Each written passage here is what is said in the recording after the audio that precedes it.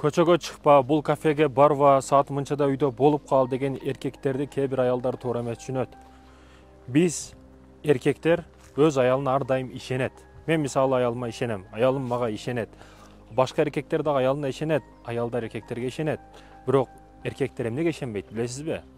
Неге ишенбейт? Көчөдөгү itтерге ишенбейт. Адам сүрөтүндөгү иттер, алар аялы барбы, баласы барбы, кызы барбы, башкасына карабайт. Күйөөсү барбы, анысына карабайт. Келет, номерин алат, тийишет, сөз атат. Ушунун натыйжасында канчалаган бүгүн үй бүлөлөр ажырашып атат.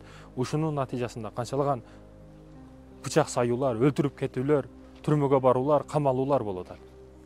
Ошондуктан урматтуу эже карындаштарым, бул сураныч катары, талап дагы катары, кээде шарт дагы болуп калат.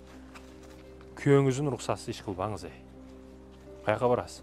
Не кыласыз? Бирок бул жерде эркектерге дагы тиешелүү маселелер өтө көп. Күйөө аялыңызды дымдап үйдө береке табасызбы? Камап коюп береке табасызбы? Үйдө жыргап отурасың дебең аялга. Аял саартан кечке үйдө чарчайт. Эс алат деп ойлобоң. Майда чүйдө иштер адамды кадимгиде чарчатып коет. Памперс алмаштыр, идиш жуу, тамак кыл, андай мындай иштер. Айтор, үй чарчатат адамды. Сиз күндө кеч келип эртең кетип билбей каласыз да, балдарыңыз кандай өсүп атканын. Эки балаңызды саартан кечке бир карап көрүңөр, чарчап өлүп калайын дейсиз. Жумушуңуздан кыйын. Ошондуктан аялды дымдабаңыз, керек учурда өзүңүз барчу жерге, тоолорго, зоолорго, башка мамлекеттерге алып барып чыгып турсаңыз, аялыңыздан аяка барам, бияка барам, сенсиз бара алам деген нерселер болбойт.